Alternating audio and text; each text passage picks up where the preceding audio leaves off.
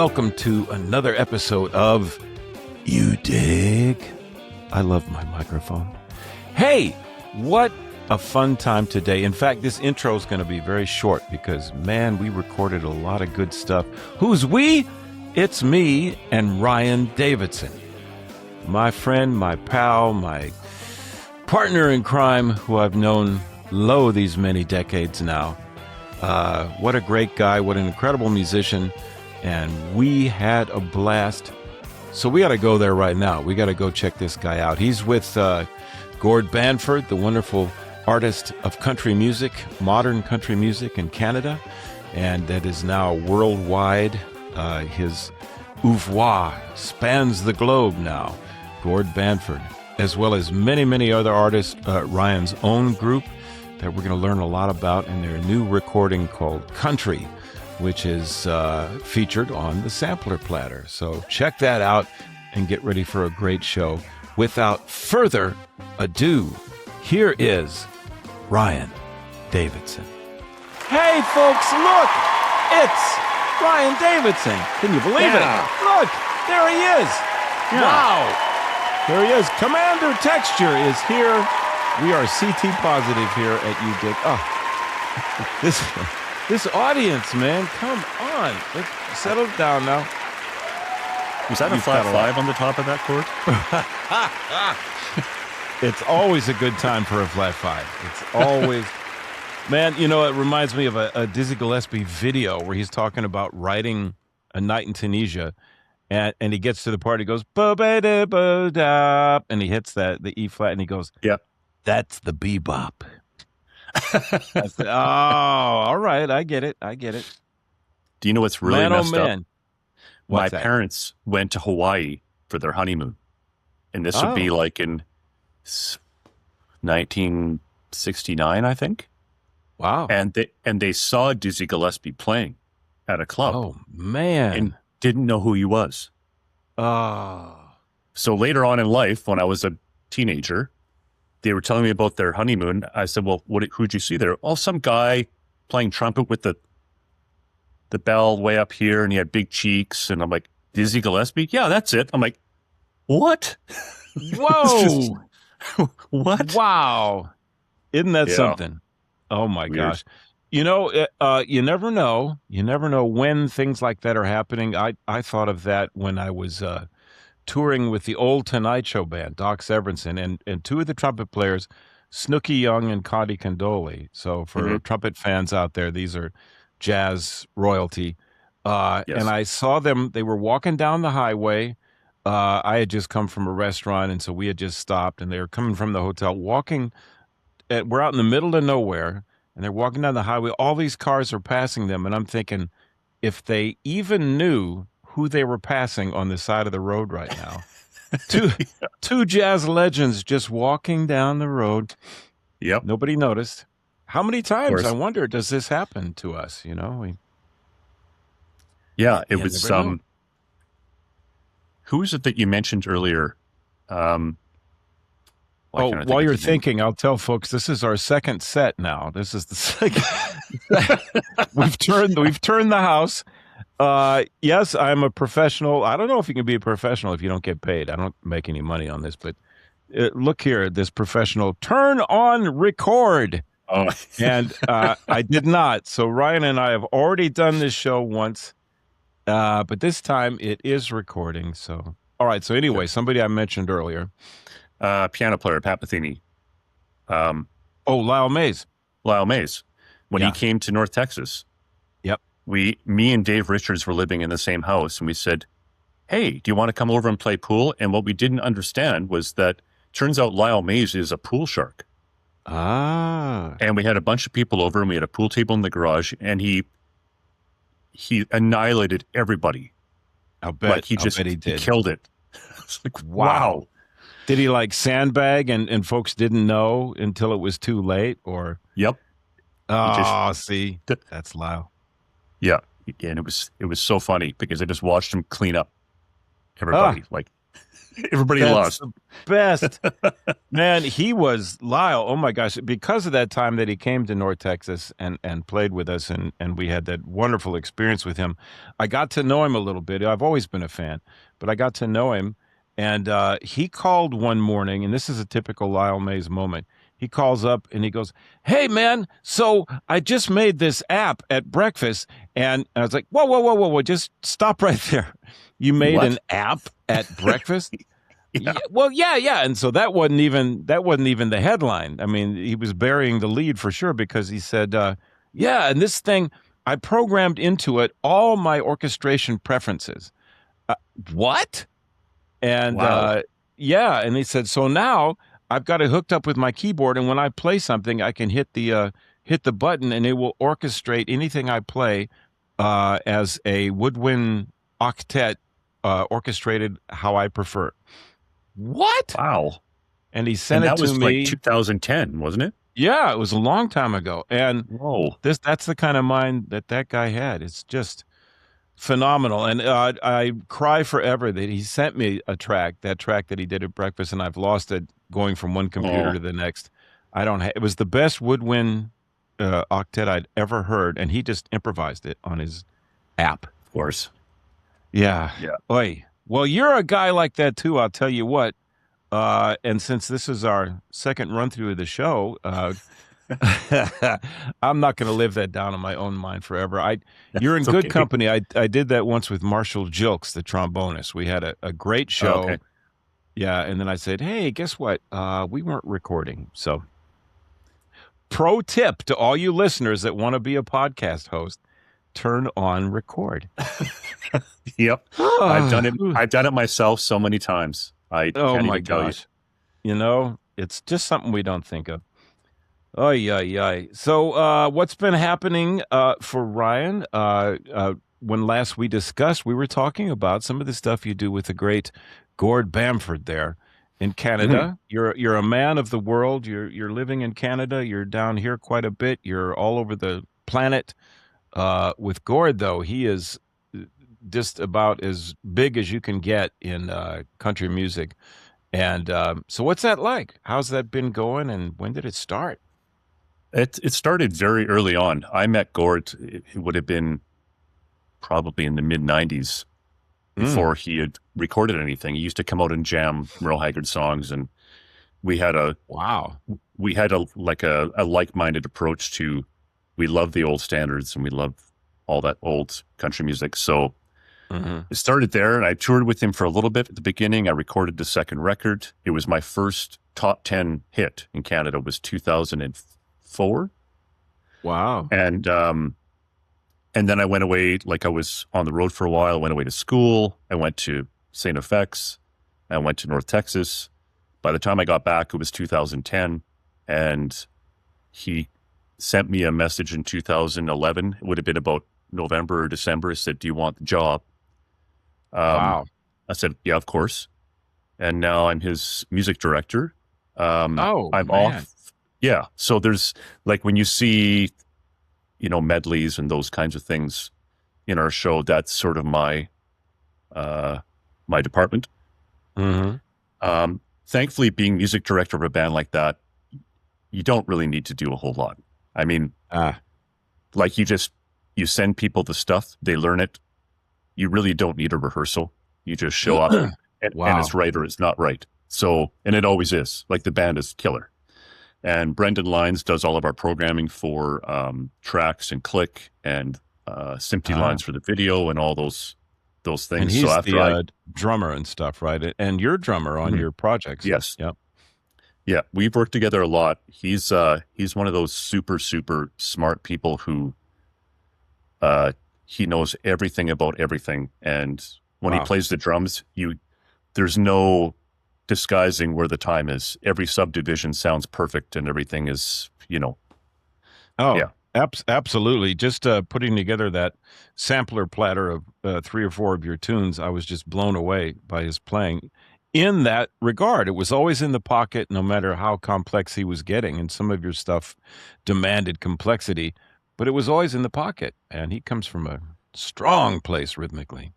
Yes, and he's like when we recorded those tracks, him and the bass player recorded all of them in one day within like 3 or 4 hours. And there's some things in those tracks, like it's all in 4/4 and there's one song in 6/8, but there's some tricky things in there that are, as we've talked about already, that, you know, they're a bit daunting. It is. It's written over the bar line, and you kind of superimpose different meters, even if it's all in 4. Yeah, and it's like I'm the worst person in that band, as they will attest to, because there's been some shows that we've played where I'm folding the most. I mean, and I've worked on this stuff. I mean, I wrote it, so they're crushing it. Wow, that's the kind of guys you want around you. And I've noticed with all the great artists that I get a chance to either talk with or perform with, they themselves make it their business to only be immersed in a group that's better than them. They want people around them that are really going to push them. Yes. So that's, boy, you've got that with that incredible group. And we're talking about the album Country, which is Ryan's newest effort. And we're going to get to that in a minute when we discuss some tunes from the sampler platter that I hope all our avid listeners have checked out already and done their research. It used to be on this podcast that it would be I'd talk, and now let's listen to the track. And, you know, so it became the length of a major motion picture each podcast. So I said, let me cut some of this down a little bit. And that's where we are now. How about just a little bit getting to when I first met you? We were talking about this on the first set, which was a pretty good crowd. This one I think is much better. Even though they were loud, it took them a minute to settle down there at the beginning. But one thing I do want to mention, some of the hits from the last show is, you know, I jokingly said that we had Hell's Angels as security, and we need to get them back, even though they were a little too good with quieting people down. They had some methodology that, it was not that good. Just ask Mick Jagger about that. But you had a run-in, at least one degree of separation with Hell's Angels. What was that story? We were playing in a very small town in Saskatchewan, and this was with Gord? Yeah, it was with Gord, and it was a very, very rowdy crowd. Like, oh boy, more so than usual. So, after the show, Gord's $4,000 Morgan was sitting there on the guitar stand, and somebody walked off with it. Oh, so man! So it was gone, and we didn't know what happened to it. We couldn't, you know, there was no recourse. And then about a month later, I think it was, the guitar showed up in the guitar case, which was weird, with a note from the Hells Angels saying, I'm sorry, this person took the guitar, but we've taken care of it. Here's the guitar back. That's an ominous line. Yeah.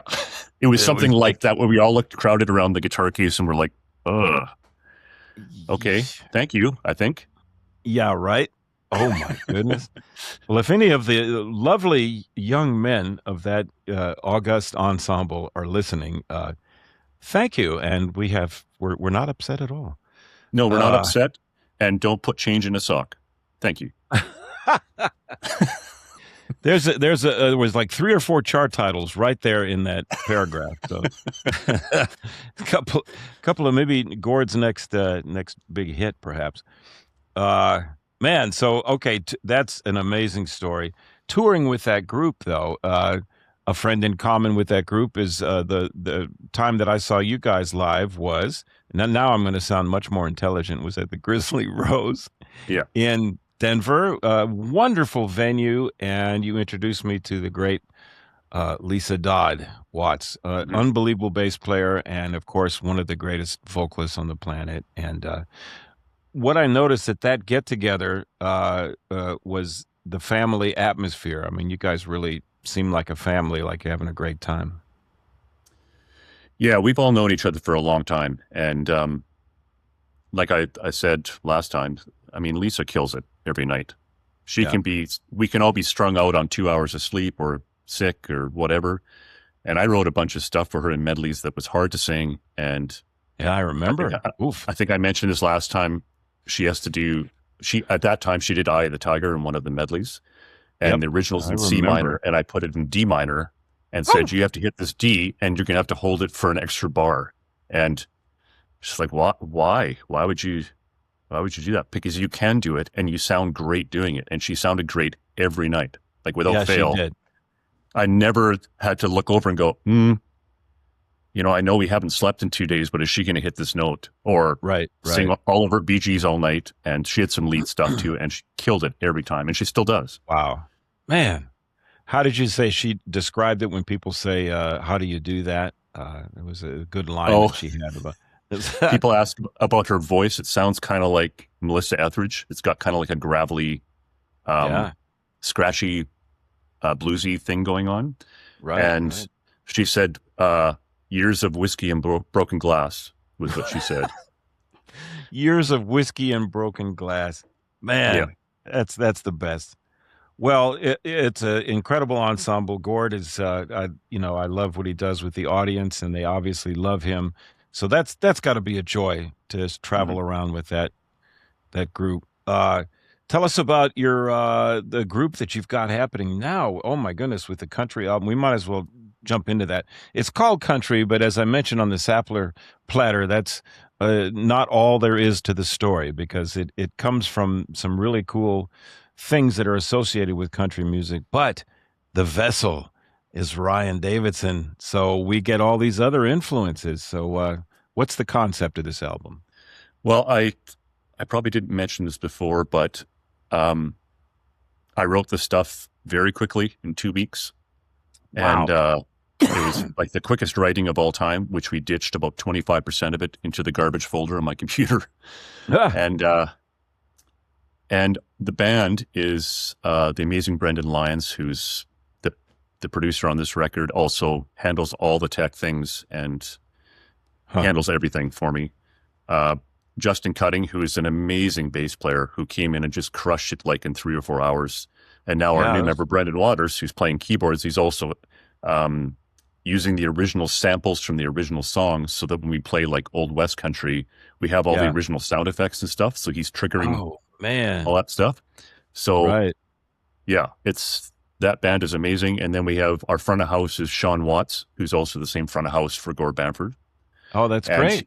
And I never have to worry. It always sounds good up front. It's just wow.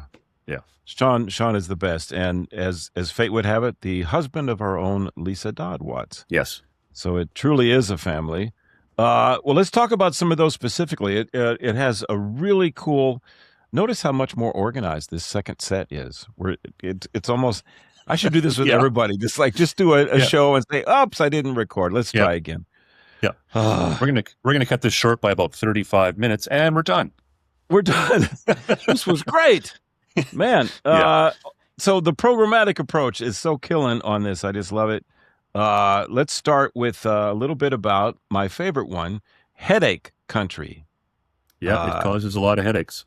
It does. And we have, thanks to the miracle of modern science, Ryan, who is very good modern scientist, has put together a way to actually demonstrate some of this stuff. What makes this tune a headache? You demonstrated earlier, and I thought that was fascinating. We'll get into that. Okay, I will do that. He's going to shoulder up the Robin's Egg Beast. Yeah, this is or the beast. Sky blue. How would you describe the color? Sky blue. Robin's. I would say Robin's Egg blue. Yeah, I was thinking that too. I'm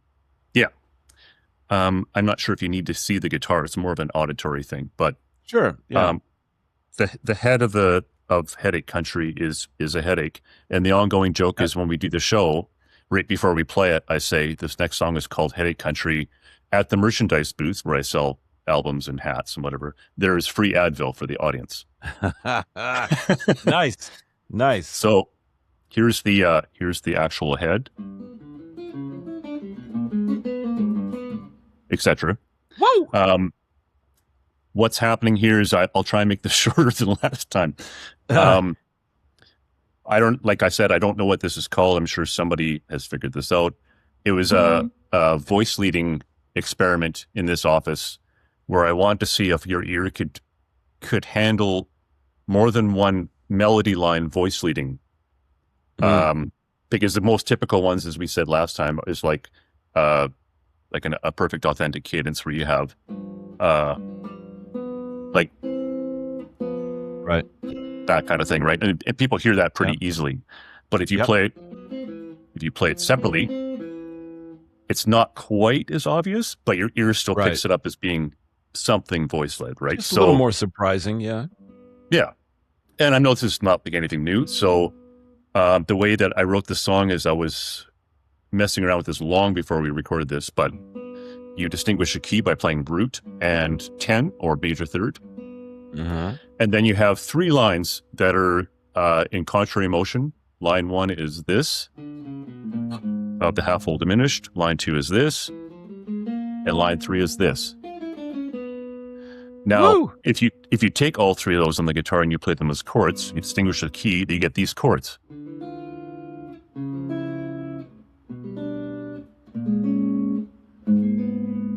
And you're back to square one. See, that is such a sophisticated compositional methodology, because many people will think the stereotype, you sit at a keyboard and start puttering around with chords. The lines gave you the chords. Yeah, and I found that my ear, the more I played it, I was like, yeah, I can hear that going on. So of course, in typical Ryan fashion, I ran with it way too far. Like I usually, I'll find a concept and just like run with it, right? So yeah, it started here with the chords, and then I started arpeggiating them.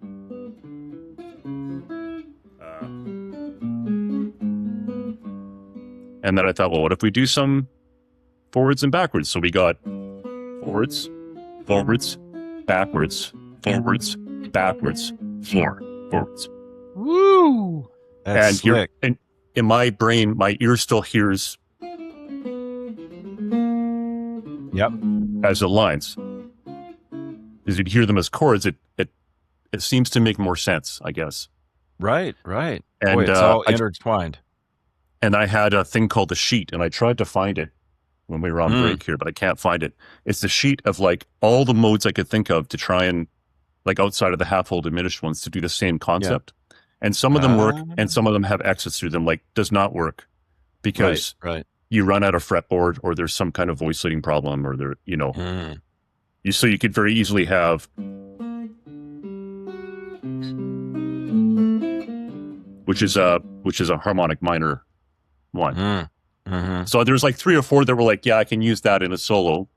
And strangely enough, I use it when I play country solos, and nobody, like, it's probably the first time in 30 years where people said, you're playing wrong notes, you know? Wow. And that happened for the first, like, all of my 20s. I got people saying that all sounds wrong. But now I think people have just accepted that I'm weird.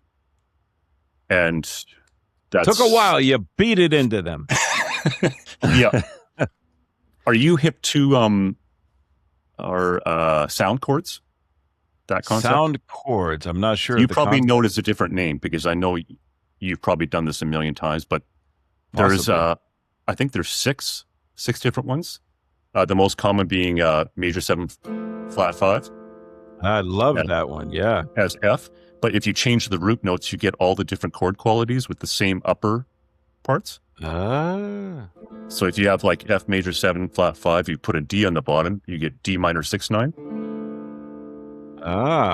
Put a B on the bottom with the same chord, you get B half diminished 11. A is Aeolian, G is G13. You know, the name I heard for that initially came from Frank Mantooth, and he called it miracle voicings. Oh yeah, so that makes sense. Like, yeah. So it's like the shape, but when you change the bass note, it's a whole different. Yeah, that was part of our ear training at the university. Was that you had to distinguish? They would give you the top part, and then they give you the bass note and say, "Okay, what's the chord quality?" Even if you don't know what the actual pitches are. Right. And so that's now, for real. That's real technique there. Oof. Charlie Austin was the guy who was my ear training instructor, and he's the guy who introduced me to that term. And man, he has all of that harmonic stuff wired. Like, such an amazing piano player. Isn't that something when cats have all that together? That's, I just made a post of a Jacob Collier thing. He has these things he calls hideaways, where he gets together about 600 people, and they do Jacob Collier for 4 days, which is man, I'd love to do it, but it costs money. So, Mhm. yeah, not going to be doing that. But one of the things he got into, he's talking about harmony, and he was doing sound chords. He was doing miracle voicings. He got the audience to sing a D, and then he would say, "Now tell me how you feel singing that D, but it's a different D." And then he puts a different chord around it. So every time he changed the chord that had the D in it, it was a different feeling. So that he got into the same thing that you're talking about there. Mhm. Like Yeah. minds. Well, I'm nothing like Jay McCullough. He's very possibly the smartest human. Like he's a one of a kind. Yeah, person. We're kind of privileged to be on the planet at the same time as that young guy. Yeah. But man, you're talking about all these things. So that is part of the headache. It's part of headache country. Oh yeah, it causes me a headache every time we play it. I swear I'm never doing this again. I'm never writing something like this again. Well, let's go to the other end of the spectrum. That's on the same album where you get to channel George Martin and any other producer who did magic tricks in the studio, and that's with Old West Country, where see, now I could practice the correct pronunciation now for Ennio Morricone. It sounds like you're channeling him. You're channeling other things of the Old West. I'd mentioned Bonanza, which, by the way, I know the lyrics. Did you know that Bonanza had lyrics? You probably did. Yeah, that's right. It does. Like one of my favorites is Hoss and Joe and Adam know every rock and vine. No one works, fights, or eats like those boys of mine. Here in the West, we're living in the best bonanza. Yeah. So, it starts out, we've got the... So tell us about Old West Country. What were you thinking there, and what are some of the things that happened? I've said this before. I'm not, like, of course I listen to guitar players and musicians and all that stuff, but not that often. Most of my inspiration comes from TV show themes and soundtrack themes. That's why it sounds like that. And the TV show that I was watching was called The Mayor of Kingstown. And I remember thinking, it's so good. Jeremy Renner, Taylor Sheridan made it.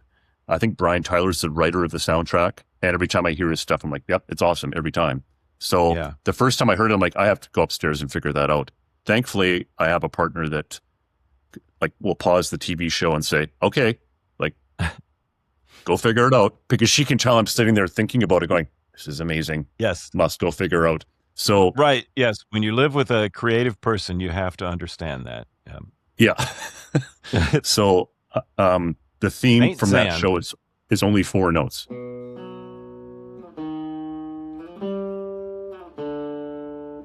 And so it's not a leap to go. There's just passing tones from the scale in between. So that's how it started. Then we went to the studio, made a demo. Things just kept getting added. I sent you some links. Yes, I can't wait to check those out. I'll put them on the video. And it has Brendan doing the whistling because we couldn't find, I can't whistle worth anything. So he did the whistling and we did some yelling. Feel like the old fashioned, where they yell, dig, fight, those. Right. Yeah. Right. Like that Rawhide TV theme song. Yeah. Yep.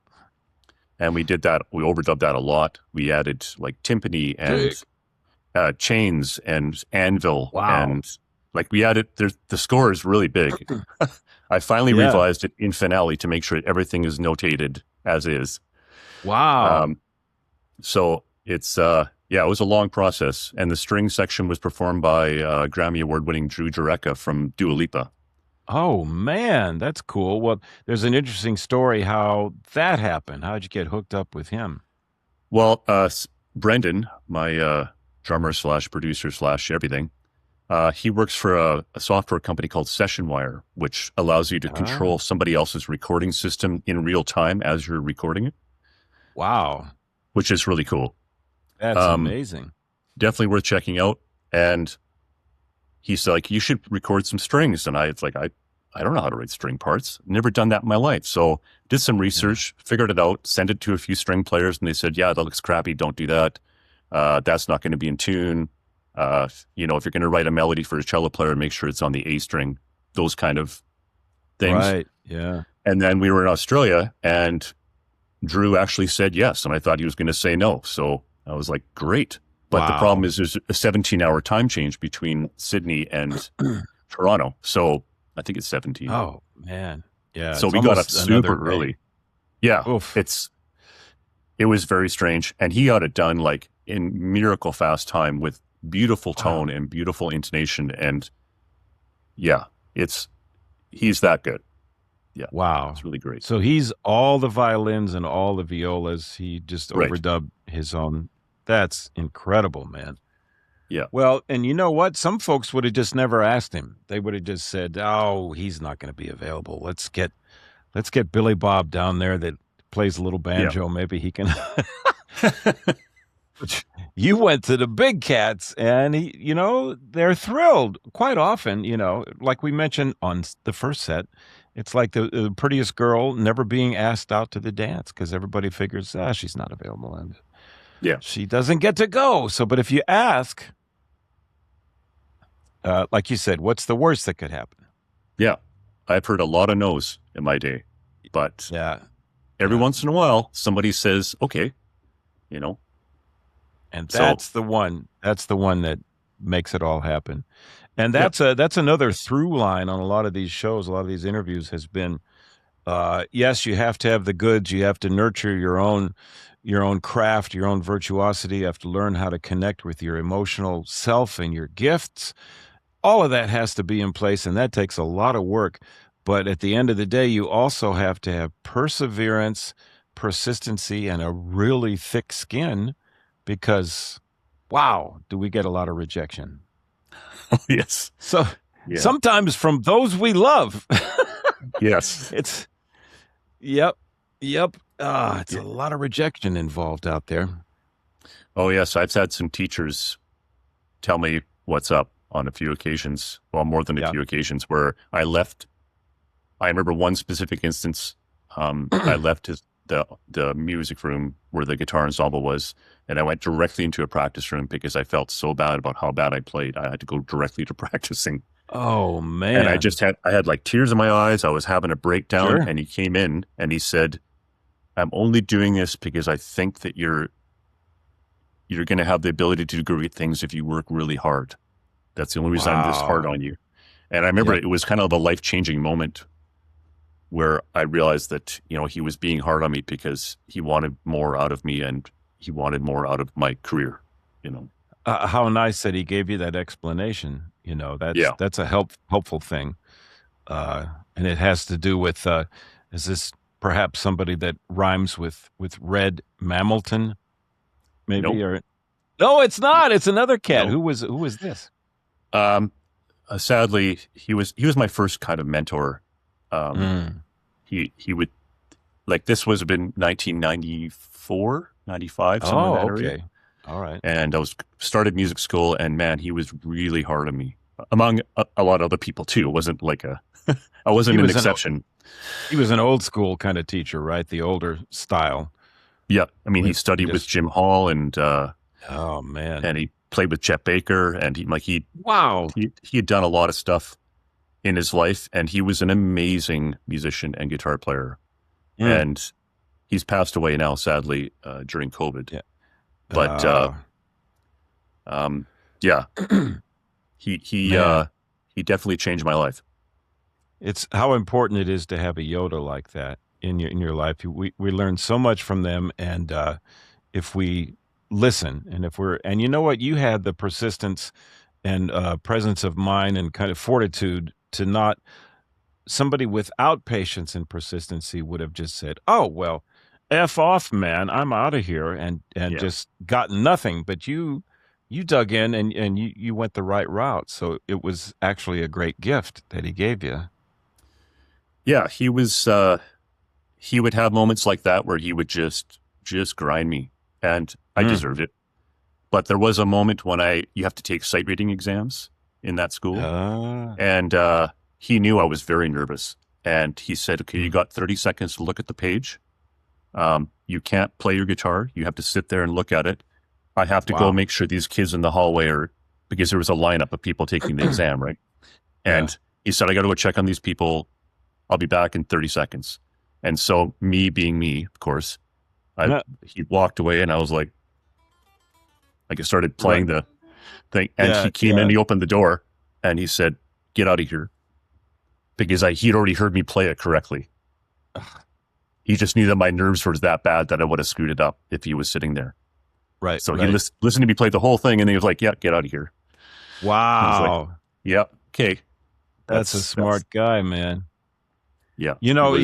We all need Yodai like that. Mine was somebody who you knew well, who's still with us, but he's, he's not doing all that well, is Neil Slater. Yeah. And I had just come from, here's my moment of getting beat up. Because I'm a very positive, trusting, naive kind of fellow. So I'm easy pickings for anybody that wants to get somebody. And he would get me regularly, and I learned that that's what he was about. It was cool, and I learned so much from him. But the first time he got me was I had just left Maynard, and Maynard is the opposite of that. He's just, I'm here to have a great time. Let's have fun, and I love you, and I'm going to give you a hug, and he's that guy. And so with Maynard, I could ask him for to help me out if I had a bad night. And he said, "Oh man, I'm sorry." He goes, "Hey, it happens to all of us. Come on, give me a hug." He's one of those guys. So the first time I played with the 1 o'clock as a musician, and Neil was the director, we did The Song Is You, Ashley Alexander arrangement of it. And I had never played that standard. So I wasn't ready. I was like, "Oh, look, this key of C. I'm happening on this." Key of and then C. it goes to the bridge. And it's like, and it's E, right? It is. It jumps right into E and then goes from there. And you take some time in F sharp. So it was all these parts of the neighborhood that I did not feel comfortable in and just was horrible. And I'm like playing just the worst notes. So afterwards, I go up to him and say, I needed like a little Maynard hug, and I'm a needy fellow at the end of the day. And I said, "Oh, Neil, man, I'm so sorry about that bridge, man." And he goes, "Yeah, it sucked." It's like, no, game over, man, game over. Yeah. We have to laugh now because at the time it was probably like devastating. Oh, completely devastating. I teared up, I'm thinking, oh my gosh, my career's over right when it began. But you know what I did? I shedded the daylights out of that bridge for, the next year. Yeah. So you have to have that together. Man, so look at that. Look at us digressing on Old West. Man. But that's such a good one. And I want to, before we leave the sampler platter, I do want to get into Brawl is the correct thing. Is that the correct title? Yes. Because for some reason on the sampler platter, you'll have to listen to it. I'm just so proudly saying, here is Barroom Brawl. And I'm thinking I'm so hip. It's Bar Brawl, which is very cool. If you say it fast, it starts to lose its meaning and it becomes like a try Bar Brawl today. Ask your gastroenterologist about healthcare provider Bar Brawl. So tell us about that. Is right. Well, that was the one we did a live video for that one at Old West. And I mean live, like playing it for real with cameras set up. And if anybody messes up, even if it's 4 bars from the end, everybody has to start over. There was so it was an afternoon of, that's a heavy chop song for me. So I said, I need a couple seconds between takes because it's all fast, right?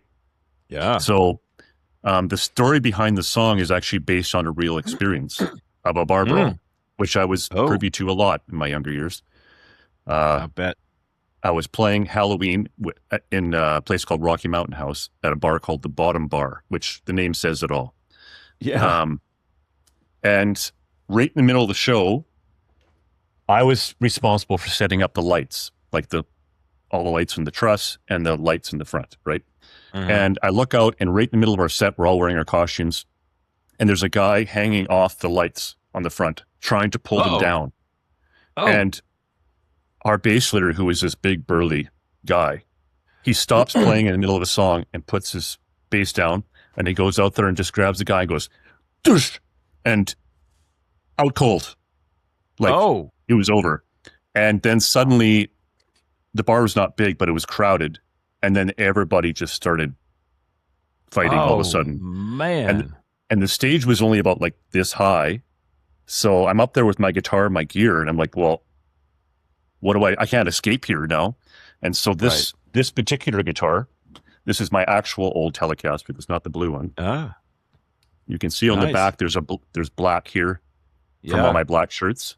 And this ding right here, this came from, I'm not even joking, having to golf somebody's head with this guitar. Oh man. In that bar brawl. Woo! So that's where that song comes from. So if it sounds chaotic and weird, it was that happened a lot in Canada. We're always known for being super polite and everything else, but there's some rowdy folks here too. Yikes. So chicken wire would have been a nice touch at that gig. That would have helped a lot. There was a couple of gigs in my province that were like that. Yikes. So, well, that explains a lot about the tune itself, because it comes now that you say that, listening to that, I'm going to listen to it again, and it does. And now there's something special about that video. I mean, it's a studio video. How was that one of the live ones that you talked about? You had to play it through. Yeah, man, that's great. There's the version that we kept that you see on YouTube it wasn't necessarily the best performance for myself. I mean, the band killed it.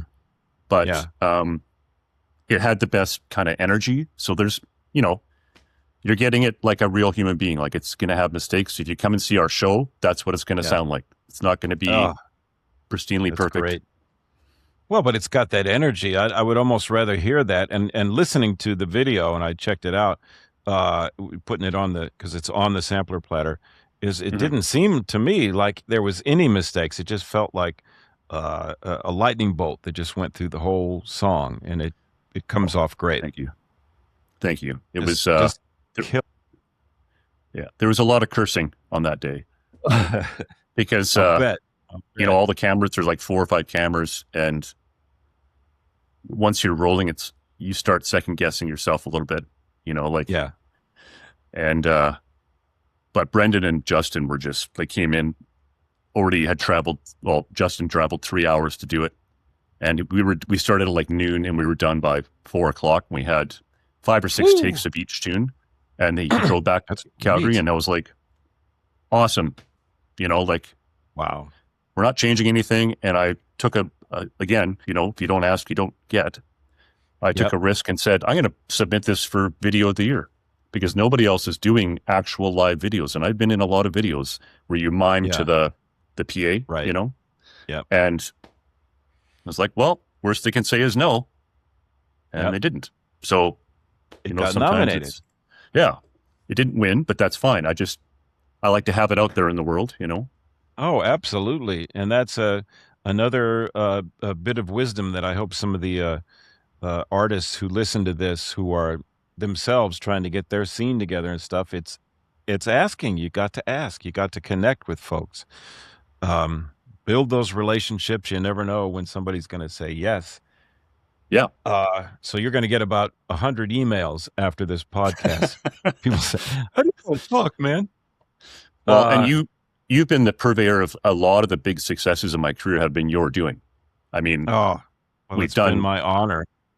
Yeah. It's like your presence in my life when I got to UNT has been like a life-changing forever event, Well, that's I've often said that I never really felt like a teacher. I always just felt like a train conductor or somebody handing out presents. That was my approach. The same thing as Maynard. But man, if I had any help at all, that's mission accomplished, man. Because you have done the same for me. In fact, we should demonstrate just a little bit here. I'll just have one request for you. Okay. And this has to do with the pedal setup. Yep. And see, I'm moving on quickly so I don't tear up after your wonderful compliment, which I got to keep moving, man. I'm going to lose it. I call Ryan, I started calling him Commander Texture because of this one event. He came to my office at North Texas when I was running the 1 o'clock, and he was in the 1 o'clock band, and that's the top band at that school.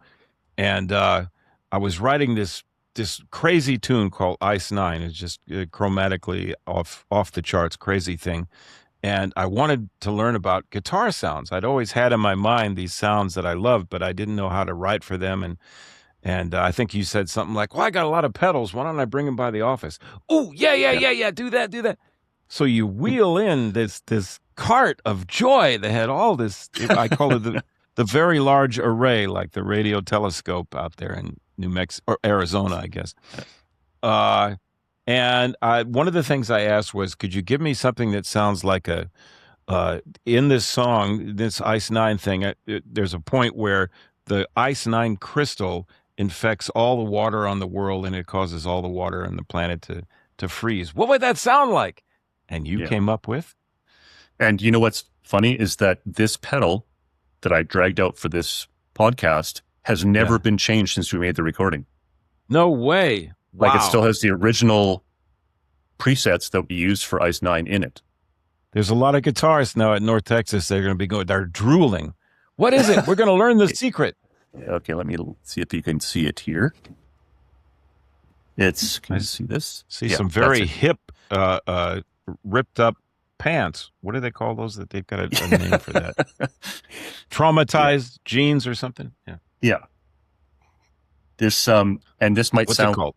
This might sound weird, but there's still this original sticker on here, and you can't see it from the podcast, but it says, "You're a good egg." Ha! And when I was having a bad show at the 1 o'clock, I'd always look down and go, "Oh, okay, oh man, the world isn't ending. You're doing okay." So you're a good egg. I love it. There it is.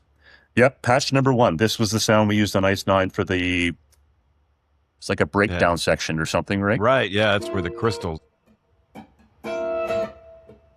Woo! And it was the fake downbeat thing, right? Right. Yeah, there was no way to count it. It felt like a downbeat, but it wasn't. Yep. No, and it was, that was life-ending. I'm not going to lie.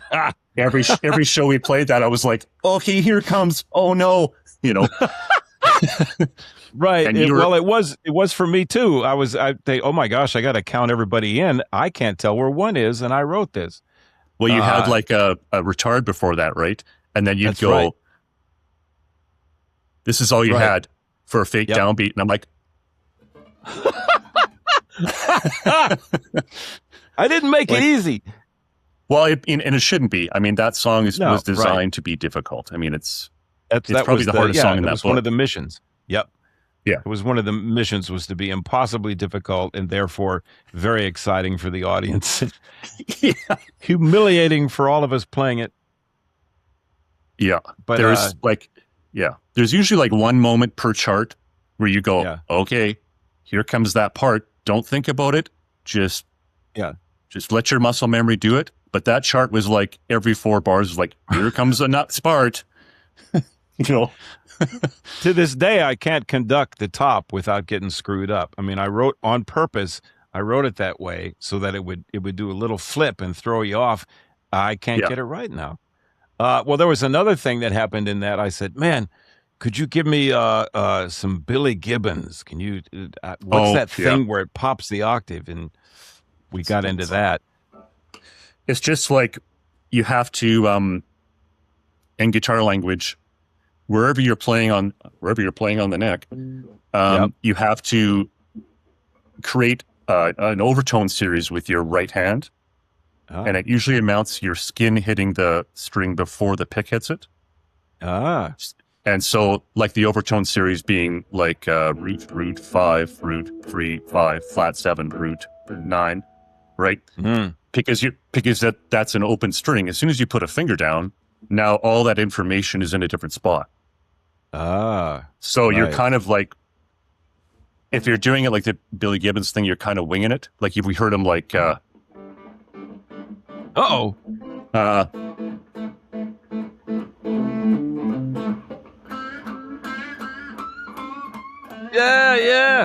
Woo, which in this that.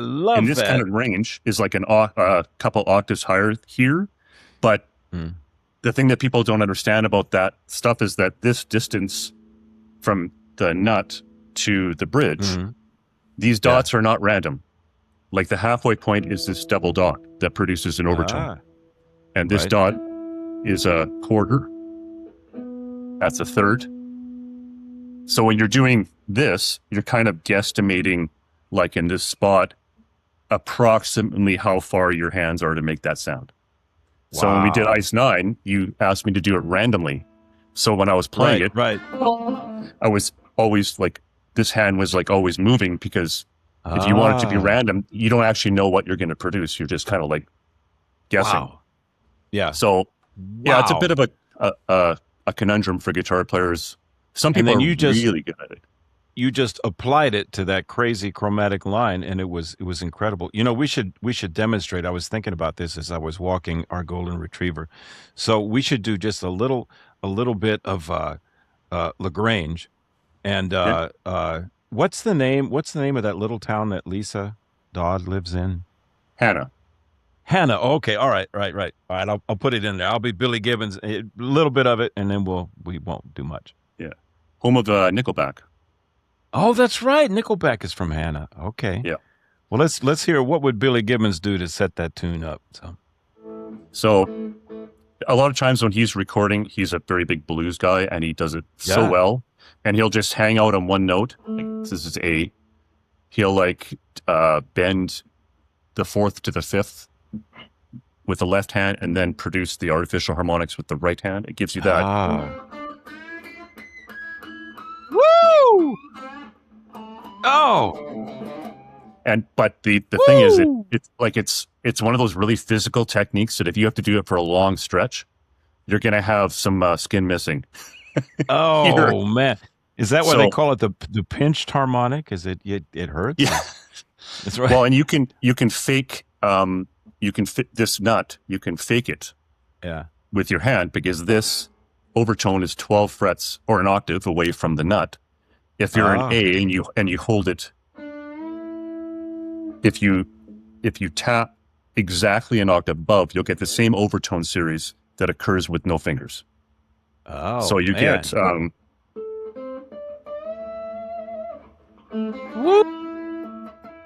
or that's a Eddie Van Halen technique. Oh, sure, right. And you hear it all the time in recordings. It's like you hear, a closed. Right. So you're dragging the overtone series with your other finger. Man, oh man, that is so cool, man. Oh, it's fun. Well, rumors flying around a little Alberta town about that shack outside Hannah. They got a lot of nice pinch harmonics. Got a lot of nice pinch harmonics.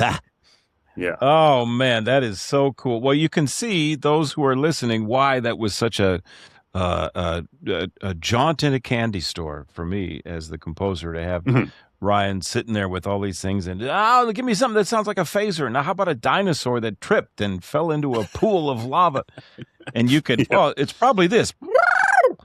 And you'd have all these pedals and sounds that do things. It's a really fun for recording and just for composing. Oh my gosh! So everybody, purchase, please, "Country" by Ryan Davidson. You got to go get that thing.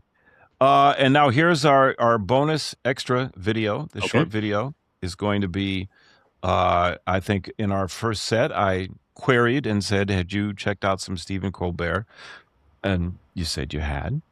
One of the things that Colbert does is his questionnaire, which ends when he spells it ERT, just like Colbert. Questionnaire. Of course he does. Yes. And it's, in his case, 15 questions that he says have been scientifically curated to plumb the depths of a guest, to find out who they really are in the deepest fashion. So I said, I want me one of them for my show. So this is You Dig, but it is the Dig You Inquisition. And as we determined, nobody expects the Dig You Inquisition. Yeah, nobody expects it. So here are 7 questions. Oh, but we have to start with a fanfare. Now we got to do a little theater of the mind. I'm going to put the fanfare in after the fact, but you have to react to it when I count to 3 as if you just heard it. Okay. So, I'll count to 3 and then you react. Ladies and gentlemen, Ryan Davidson will now take the Dig You Inquisition.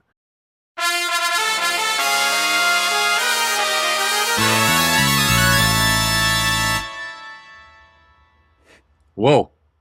That was a lot. I know, right? It's almost too much to take in. That the flat 5 at the end that nobody expected, the flat 5 right there. No, nobody expects that. Nope.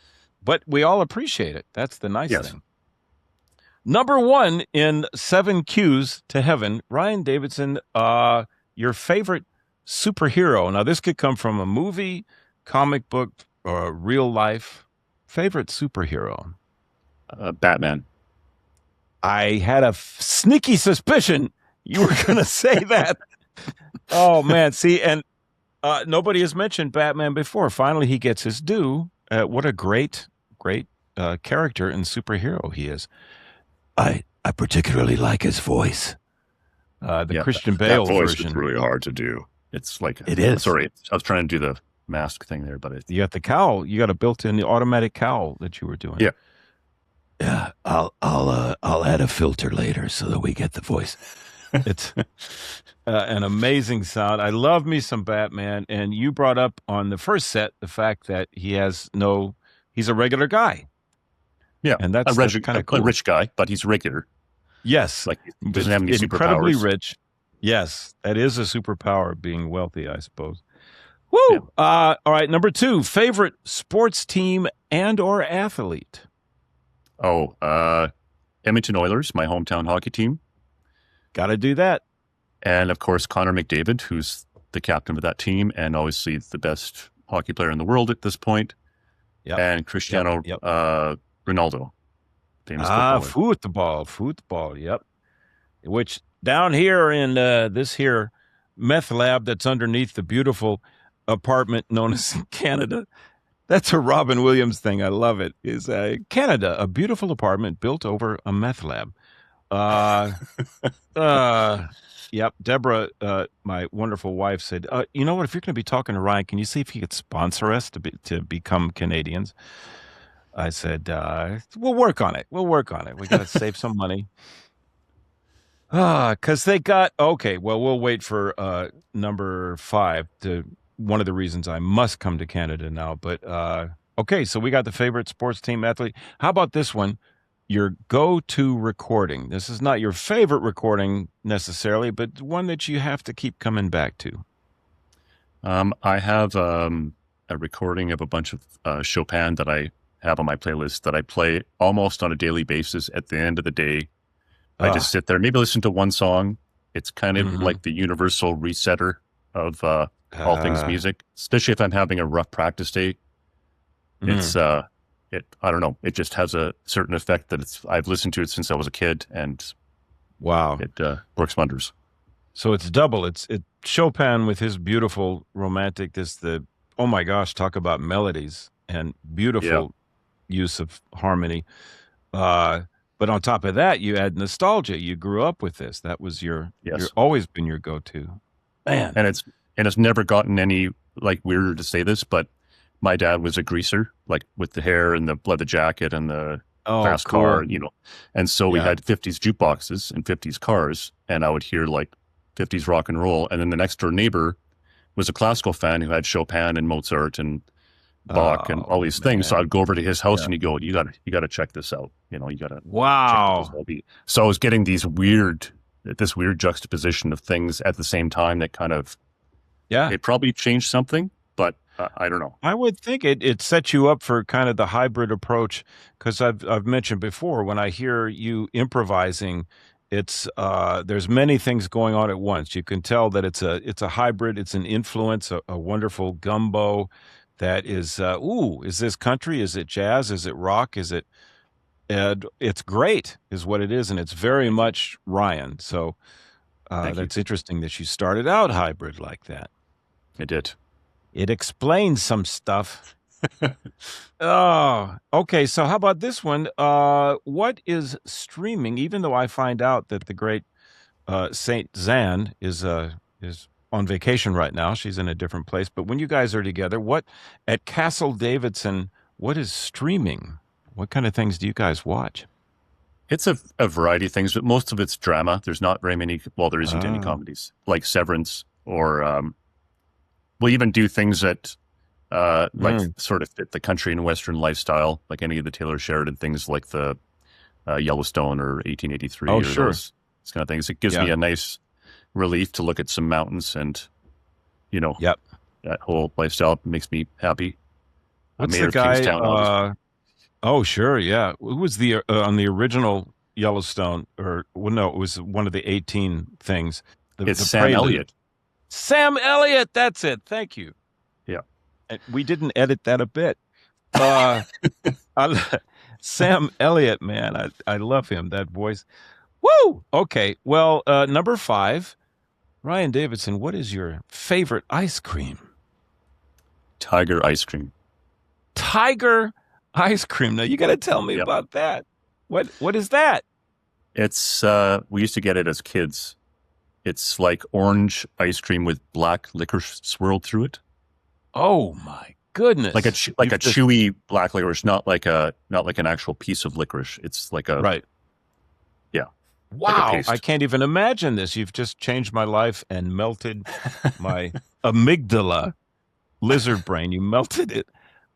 Wow, tiger ice cream. Well, we were wondering about this. It might just be a Canadian thing because I don't think I've seen it in the U.S., but maybe I'm just not hip.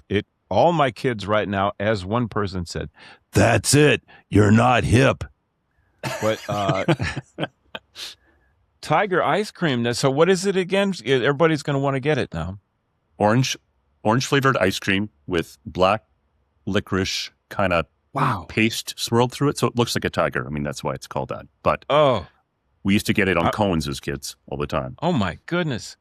This is one of the reasons everybody in Canada has a smile on their face, because they have access to tiger ice cream and we don't. Man, that's whoo. All right. Well, you live up in Canada in a place that's known for being a little chilly, so much so that you've joked you live on the planet Hoth from Star Wars.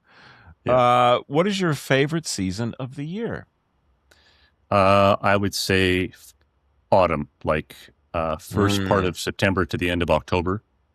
And then after October, your tauntaun is not going to make it to the third marker. It's over.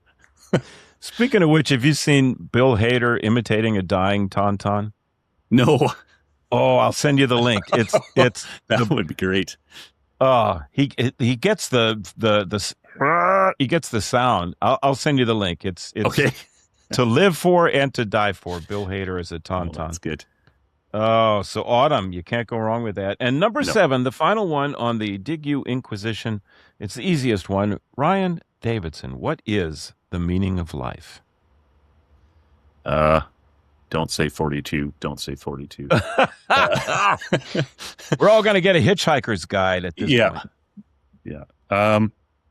I think I've talked about this before where, musicians, myself included, you spend a lot of time kind of in your own head trying to figure out how to, keep working and make art and deal with business and all these things. But the reality of it is, if you take all that away, it's the connections that you make with people in your life, because those are more important than anything else. I mean, nobody, on their dying words says, I should have practiced that arpeggio more, Right. They're worrying about the relationships they've had in their life, whether it be a spouse or your colleagues or lifelong friends or any of those things. I've been very lucky. Like I got the prettiest girl at the prom, and I've had her for 20 years. So I'm pretty lucky that way. Saint Zendra. Yeah, she's something else, man. And you guys together are amazing as well. And thank you. The truth has been spoken here today on You Dig, folks. That's as good as it gets. And Ryan Davidson is as good as it gets. And sadly, we've come to the end of our second set, and we're not booked for a third. So this is this. Oh, we really are recording. Oh, I didn't record. Oh, that's it. Oh, yeah, we get from. I draw the line there. 2 sets. That's it. Oh, well, you know better than anyone that I love you madly. And thanks so much for doing this. And just like the Johnny Carson show of old, I'm going to ask you to stick around for just a second. But we'll sign off for the rest of the world.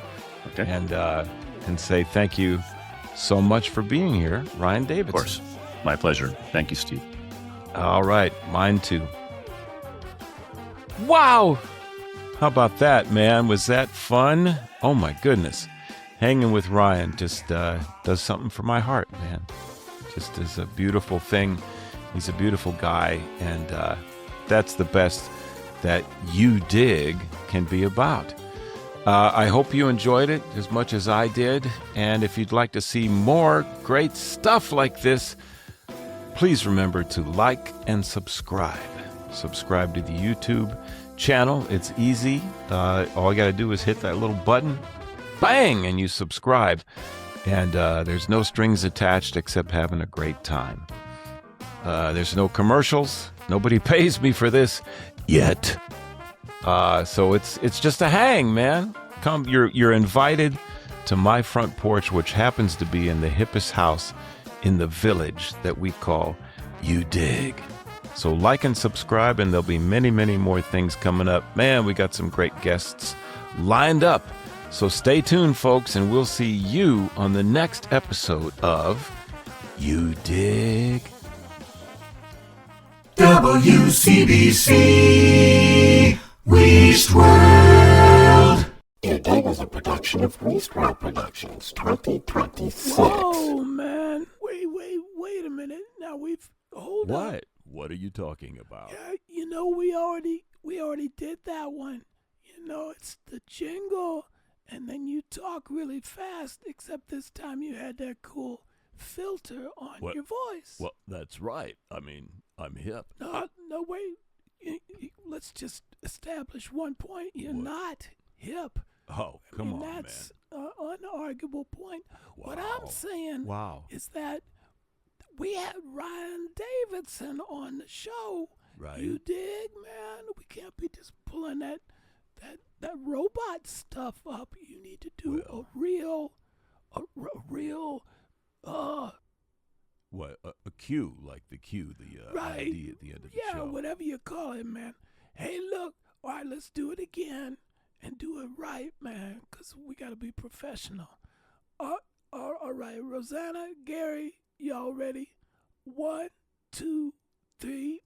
WCBC Waste World. You Dig is a production of Waste World Productions 2026. Oh, man, that's too slow, but whatever. We got to go.